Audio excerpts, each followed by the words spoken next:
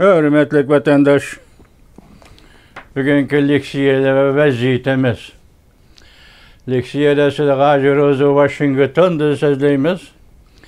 Bugün çislak 2024 yıl 7. ayının 6. günü vatandaş. Tünün sözler etip 3. umum yığın kaçan içildi 3. ayının 15. günde geçer Allah vatandaşlar. Geçer Allah. Bugünkü vaziyetimiz bunda vatandaş. Mesela ekranda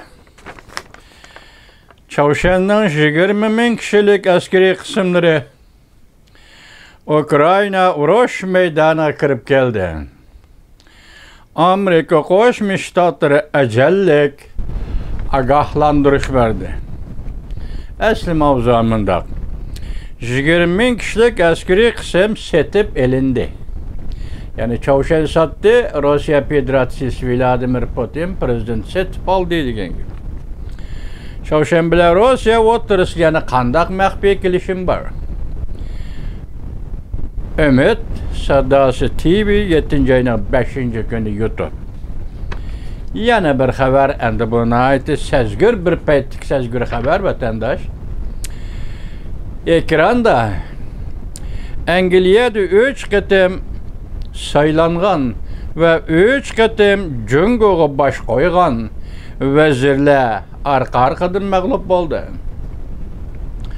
Angliyada yeni vazir bulup saylanğan Liberalistlar Partisi'nin başlığı Keir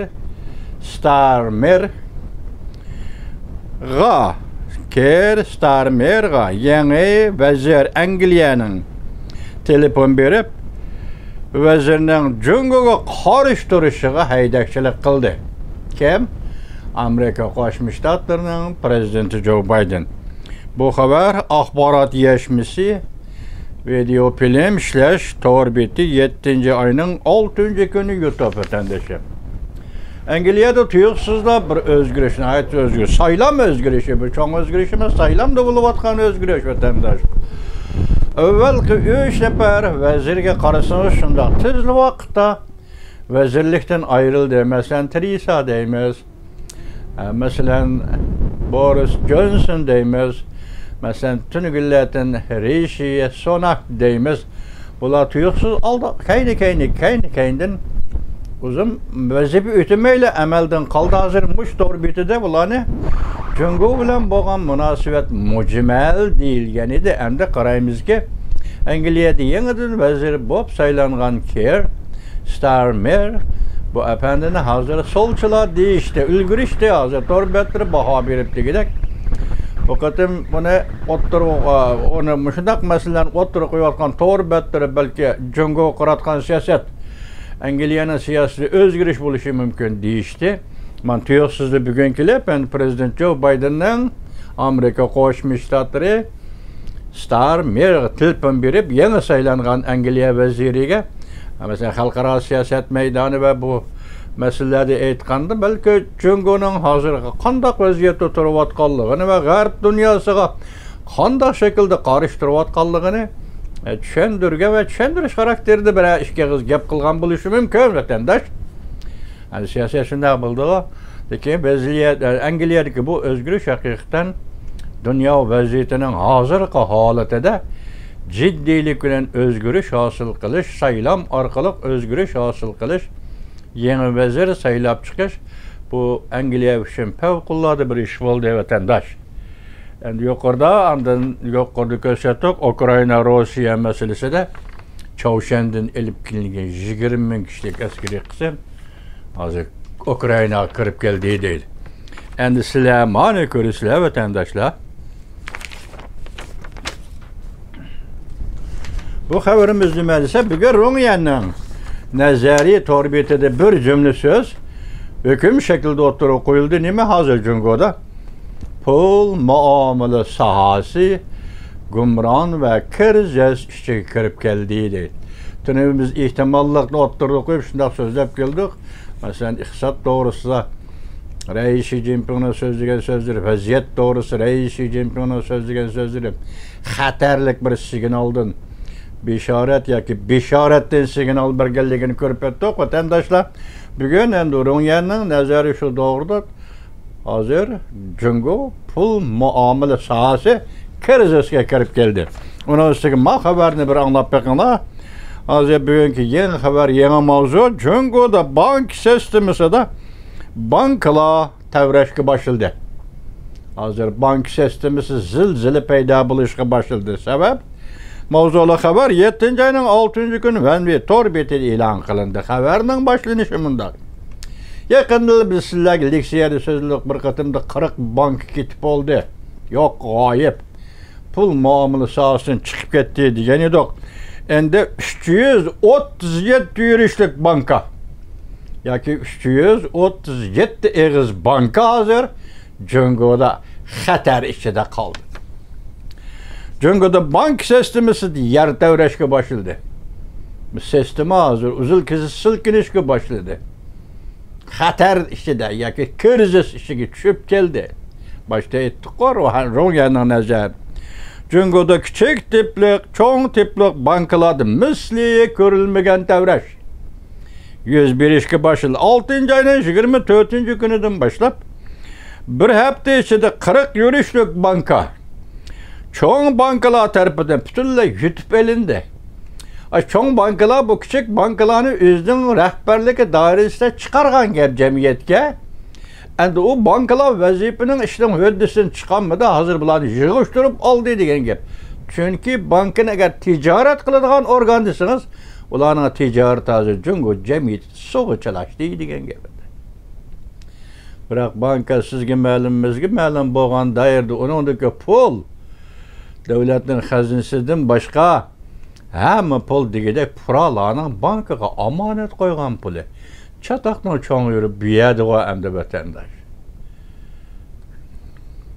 6. ayının 24. günden başlayıp bir hepsi 40 banka. Endi hazır 337 yürüyüşlük banka kriz ve xatar içinde kaldı. Tahlilçiler mundaq ko'rsatdi. Ko'kim talqon bo'ladigan vaziyat. Yani bankalar sisteminin chiqib ketish ve yemirilishi bilan ko'kim talqon bo'ladigan vaziyat yetib keldi. 6. ayının 21. günü 7 gün içinde 40 yurishlik banka tamam. Gumran. Tamam g'oyib, yani cho'ng bankalarning yutib olishiga o'xshadi dedi. Bu bankalar asosliga oilada, yezi qishloqlarda, yezi kentlarda shuya qurilgan bankalar ko'lami zo'r emas, lekin intayin muhim rol o'ynaydi. Xalqni qoqdi, pulani qoqdi, so'qti qilishda acayip rol oynaydigan bankalarda. Mesela Liao'ningdagi Yezigilik bankası 36 yurishlik banka bir Liao'ning o'lkasida o'zaro bir-birini qo'shib olish yoki o'zaro bir-birida chatqiqish degandek mushundaq jidal majra yoki krizis ichiga petib qoldi dedi. Anda fuqarolar turmush bankasi deydigan yangi bir bank sistemasi nima banka organının ismi bilen yandan pazarga çıkan bankalar hazır tuyuksuzluk bir kecide gayip oldu. 7. ayının 5. günü kelgende Jungo'nun özünün matbuatları haber qilib dedi ki deydi. Muş yılının avvalki yerim ya 2024 yılının muş ötüp ketken yerim yılında 80 yurishlik banka yoki 80 eg'iz banka organ gumron bo'ldi. Jungo alaqadar taraflar oshkorlagan statistikaga sonliq ma'lumotlar shuni oshkorlab berdiki 2023 yilning oxiridan boshlab banka pul muomala organlarining qonuniy vakili 2023 yilning oxiriga kelganda Jungo'da banka organlar ve sistemlarning qonuniy vakili boshqaruvchilarning soni 4490 organ ve yaki şahsi bolsa hazır bu organlar Jungo'da 77 organı düşüp oldu. Vah vah. Yok 44.000'dan artık organ yaki şahsiler bankaya kanuni vekilde ama banka başlığı kim? Ama sistem başlığı kim desin ben dep çıkıdığan adamlarda ular 4000'dan artık olsa 2023 yılının ahırda bugün bu 20 yıl içinde 2024 20 yıl geçe eşip kalganı 77 nefer şahs ve yaki banki organ. Ne bop ketdi vatandaş?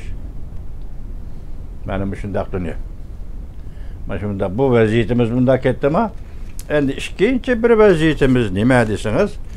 Qarab turing, biz hozir 7 ayning 2 kundan 4 kunigacha Cumhur Halk Cumhuriyetining Reis Xi Jinpingning O'rta Osiyoda ziyoratda bo'lganligini ko'rib o'tdi vatandaş. Masalan, Qozog'istonda qizg'in qarish elindi. Hatto Qozog'iston aeroplan havoga yetib kelganda Qozog'iston 3 tane kurashchi aeroplanni o'tirg'i chiqarib, chegaradan kirishi bilan Reis Xi Jinpingning aeroplanini qo'g'dab muhofazat qilib Ostonaga olib keldi. Ostonaga tushgandan keyin prezident mahkamasi, ya'ni To'qayev prezident mahkamasining ustida, mahkamaning ustida 6 tane aeroplan aylanib uçup degidek Jungo'nun qizil bayrağını osmonda ko'kda palakda lapildatdi. Turinga so'zildi qiliq aeroportda kichik bolalar Xitoy tilida naqshi aytdi. Ana shunday kutib olishlarning ichida normal bo'lish kerak. Masalan, prezident To'qayev o'zi oldiga chiqib, aeroplan stansiyasiga berib kutib oldi. Buni biz yaqinda bir mustabid davlat shuna qilganligini ko'rgan edik. Masalan, Prezident Vladimir Putin Çavuşan'a ziyaret kelgende, Çavuşan'ın başlığı Kim Jong-un o'zi bevosita oldiga chiqib, atrofida hech kim yo'q, faqat o'zi bir shaxs sifatida o'tirg'i chiqib, Çavuşan'ın başlığı Kim Jong-un Prezident Vladimir Putinni kutib olgan edi vatandaş. Bu hamda ikkinchi qitim Qozog'istonda yuz berdi, uchinchi qitim Tojikistonda. Mesela Rahmanov degan bu adam mı aeroportga o'zi chiqib, hatta parlamentning boshlig'ini yetilib chiqib degidek Reis Xi Jinpingni qarshi oldi, tantanli qarshi oldi, usul nag'ma gul taqdim bolalarning degandek shunday rasmiyatchilik bilan nayt zo'r darajada qarshi oldi. Bu tugudi deyli. Mesela ketidigan vaqtida hatta Qozog'istondan qaytib Tojikistonga mangdigan chaqda Qozog'istonning yani shu kurashchi aeroplanni yeniden muhofazat qilib qo'ydi. Tojikistonga yo'lga solib qo'ydi. Qozog'iston bilan Jungo'ning munosabati nimishqa bu darajada quyuqlashib ketdi deb savol qo'ysak bo'lamdi vatandoshlar. Bu yerda zodi nima siri bor? Qozog'iston Jungo munosabati nima siri bor? Mushunda qizg'in kutib olishlar ichida hozir tuvanda Reis Xi Jinpingning bu qatim nima deb so'zlaganligini anglaysizlar. Muşu uçuruşta bu Şanghay Hamkorlik Teşkilatı O'zbekiston, Qirg'iziston degandek davlatlar mı bor? O'zbekiston rahbarlariga nisbatan aytganda Reis Xi Jinpingning qanday muomalada bo'lganligi bu biz taraf ketib kelgan xabarlarda hech nima ko'rilmadi. Ikkinchidan Qirg'izistonga bo'lgan muomalada Jungo'ning Reis Xi Jinpingning Qirg'izistonning prezidenti bilan bo'lgan muomala, aloqa, suhbat, bayonlarni bu biz tarafga xabardi, hech qanday xabar yetib kelmadi vatandosh. Surati qatorda bildi bor. Bu qatim Qirg'izistonning prezidenti ya Qirg'iziston bu davlatning Shanxay hamkorlik tashkilotidagi o'rni tiklanmadi. Jungo tarafdan aytganda gavdalantirilmadi. O'zbekistonning ham shunday. Bu yerda nima taqilish mumkin vatandosh? Mishkapdan avvalda bir xabar kelganida Qirg'iziston Jungodan qarz olgan pulni qaytara olmadi degan edi. Shunaq degan edi vatandosh. O'zbekiston bilan bo'lgan munosabati qanday buni? Hozir Jungo Kompartiyasining bilgil bo'lma. Tagidan aytsangiz bu Shanxay hamkorlik tashkilotining moliya manbai kelib ketish, yig'in ichi, suhbat, bayon degan moliya manbaining hammasi Jungodan keladi vatandosh. Boshqa hech qanday bir davlat o'rniga olmaydi.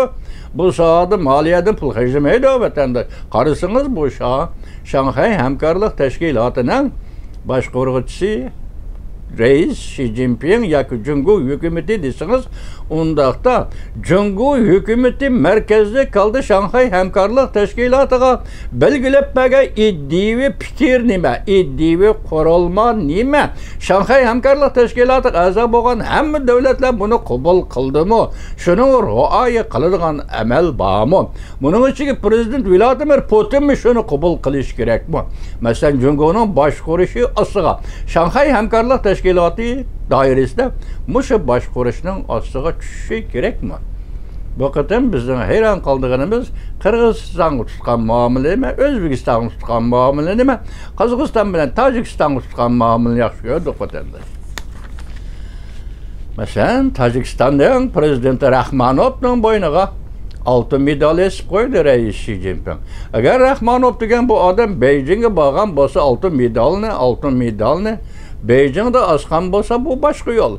Beijingdan kelib Tojikistonga prezident Rahmonovning bo'yniga oltin medal osdi degan gap Tojikiston avtonom rayoniga aylanib qolmaganda, ha vatandoshlar. Masalan, Jungodagi 5-6 avtonom rayonning ichiga qo'shilib, bugun Tojikiston avtonom rayoni Junxo Xalq Cumhuriyatining ayrılmaz bir qismi Tojikiston avtonom rayoni bo'lib qolmaganda, vatandosh. Yani şunu aytamizki, Tojikiston 2000 dan ortiq Uyg'urni yaqinda qaytarib berdi Xitoyga. Topshirib berdi Xitoyga. Xalqaro tadqiqotchilar o'zi o'ttirib qo'ydi, men so'zladim talay. İkinci, Qirg'iziston 4216 nafar Uyg'urni o'tkazib berdi Xitoyga. Endi şu aldığımızdaki aylarda Qirg'iziston qarzni qaytaramizmi deydi. Demek 4200 nafar 216 nafar Uyg'urni o'tkazib berishga Xitoyning bergan Qirg'izistonga bergan pulimi Qirg'izistonning qarzini tugatamidi degan gap. Bugun ham Tojikistonning prezidentining bo'yniga oltin zanjir osgan ekan rais Shi Jinping. Bu ikki davlat o'tirishga nima maxfiyatliklar bor, nima maxfiy to'xtamlar bor Uyg'ur masalasi bo'yicha. Chunki bu yerda biz Uyg'ur masalasi deb eg'izga ola olmaymiz vatandosh. Chunki Uyg'ur Tojikiston o'tkazib bergan kishi Uyg'ur. Xitoyga topshirib bergan kishi Uyg'ur. Bularni ichki a'zolarini kesib olishga o'rinlashtirgan kishi Xitoy. O'tkazib bergan davlat Tojikiston. Shunga Uyg'urga munosabatlik, ya'ni bu davlatlar o'tirisi nima maxfiyatlik bor deb savol qo'ymaymiz vatandosh. Tojikistonlik Rahmonov apandiga shundoq yo'lda kelganda bir ishga qiz gapni qilib qo'yaylikki, Yugoslaviya, Kosovo fojialari yuz berganda Milosevic, Yugoslaviya Serbiyaning prezidenti Milosevic qo'lga ilindi. Türmede de kesim ilan kılınmay, sotqa tartmay turuplu kesel bilen türmede vafat oldu Rahmonov efendi. Mustabit idi. Milosevic mustabit idi. Onun ki siz Saddam'ı bilirsiniz. Irak'ın prezidenti Saddam hem şunda mustabit idi. Kürdistan ve Kurdlar milletlerini kırgın kılıştı ve ulanı çetki kakıştı. Ve ulanı ayak astı kılıştı Saddam'dan. Qilmishi haddidan oshgan edi. Oxirgi hisobda Saddammi shundoq medallar bilan mukofotlangan. Oltin zanjir, oltin medalyonlarni bo'yniga osgan edi. Oxiri bo'yniga osgan oltin medalyon Saddamdak bir mustabitning bo'yniga osgan yoki bo'yniga selingan sirtmoq bo'lib tarix oxirlashdi Rahmonov efendi. Bugün siz Uyghur meselesi Jungo'ga ko'rsatgan töhfünüz için rais Shi Jinping Tojikiston Dushanbega kelib bo'yningizga medal osdi. Hayat. Dunyoni ikkili lagerga bo'lishga bo'ladi Rahmonov efendi. Biri ahli adolat lageri. Men buni demokratik ellarni qo'ysam bo'ladi. Amerika boshchiligidagi demokratik ellarni mushqata qo'ysam bo'ladi. Ahli adolat lageri. Yani böyle faşistik mustabitizm lageri. Dünya manım işkil lageri işlediki dünya, işkil küreş işlediki dünya, işkil nişan, işkil hayiş işlediki dünya. Dünyada moşu küreş, moşu ziddiyetler yüz birip turu diken mağlup oluş, galba kılış, mağlup oluş, galba kılış. Bu tarihten tekrar ceryanıga aylanır Rahmonov efendi. Şunu sizden bunun dinkin Uyg'uriston meselesida to'la aktiv bo'lib ketmasligingizni samingizga selib qo'ysam qabul qilasizmi? Prezident, Tojikistonning prezidenti Rahmonov efendi.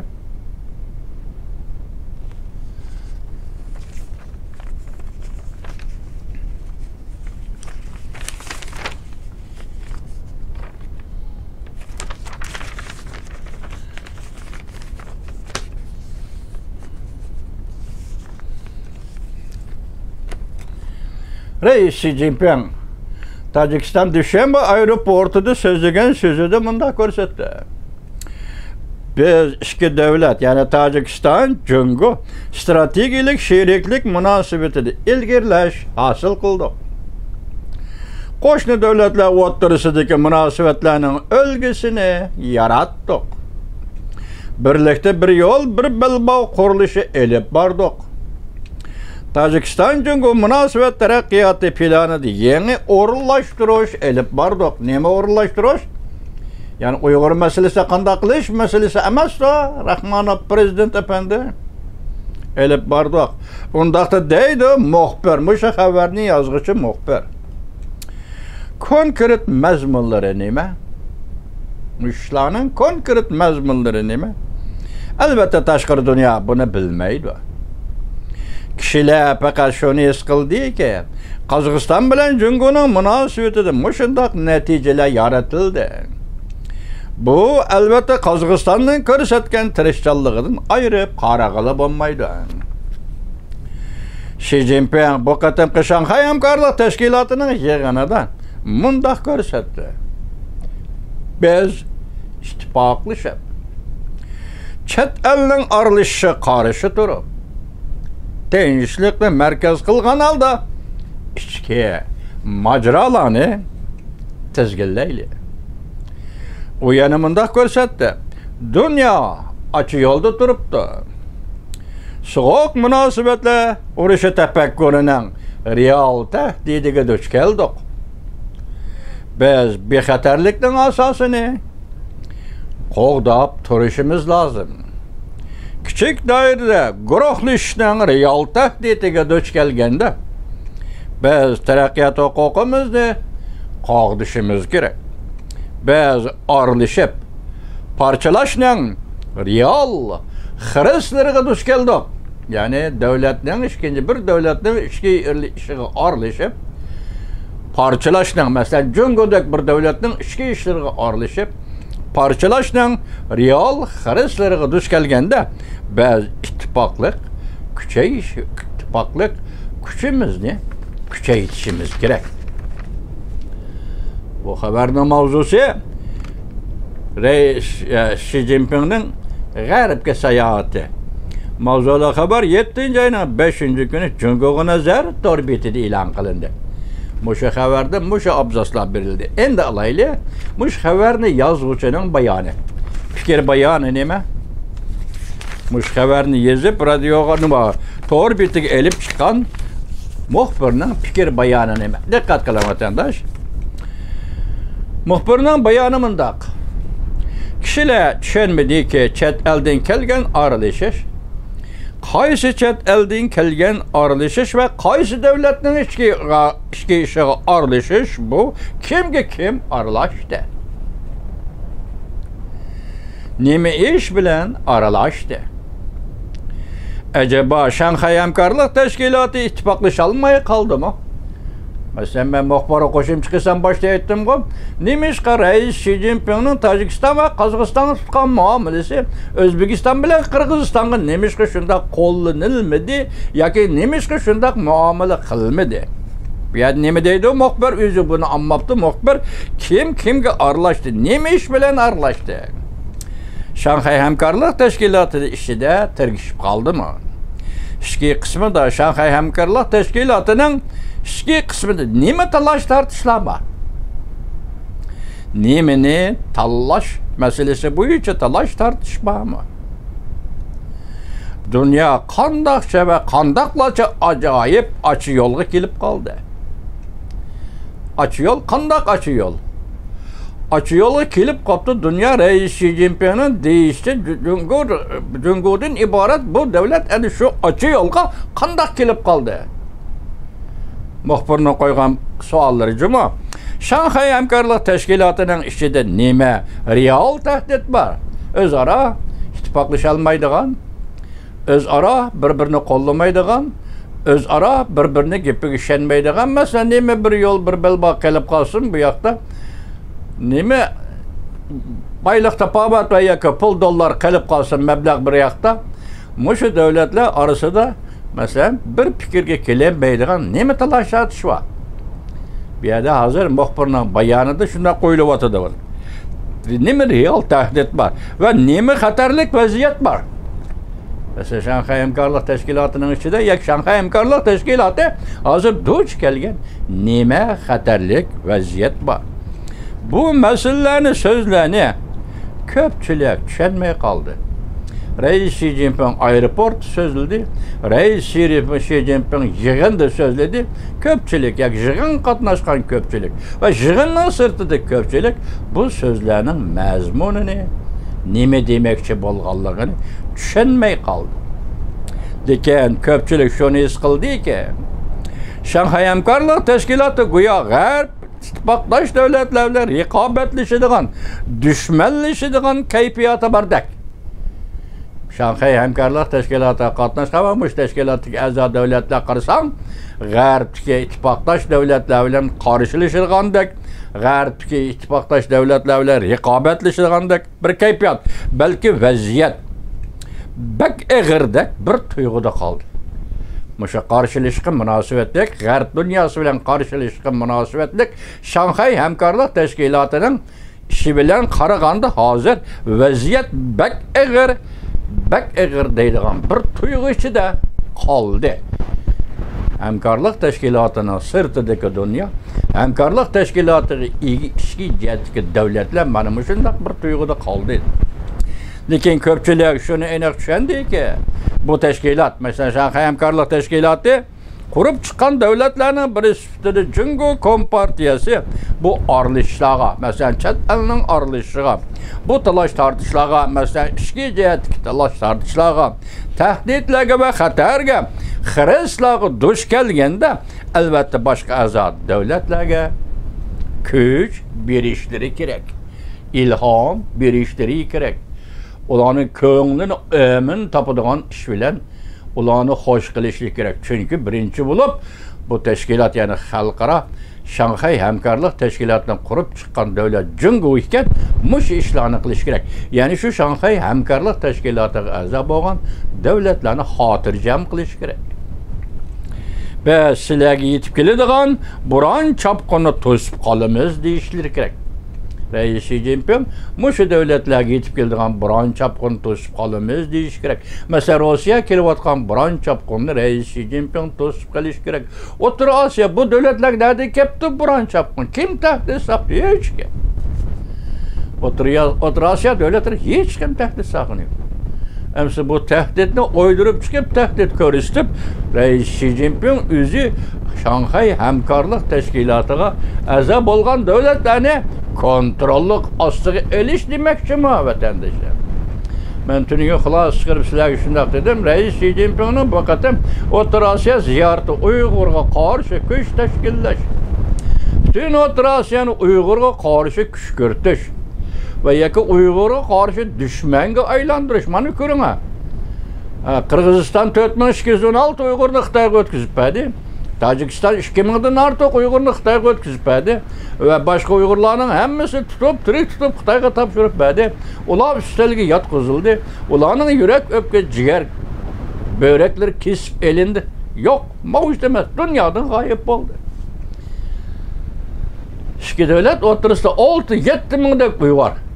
Qirg'iziston, Tojikiston, Jungo 3 davlat o'rtasida 6 ming, 7 mingdek Uyg'ur g'oyib. O'tkazib berildi degan son ichidagilar. Sandan sirtida yana nima huquqini bo'lmaydi. Demak, Reis Xi Jinping O'rta Osiyo faoliyatlarida hozir bu millatlar, Tojikiston, bu millatlar Qirg'iziston bilan Uyg'urning o'rtasida ziddiyat selibli qolmay, balki tahdid xarakterlik bir harakatning manbaini yaratdi. Bu Xitoyning moyitidir.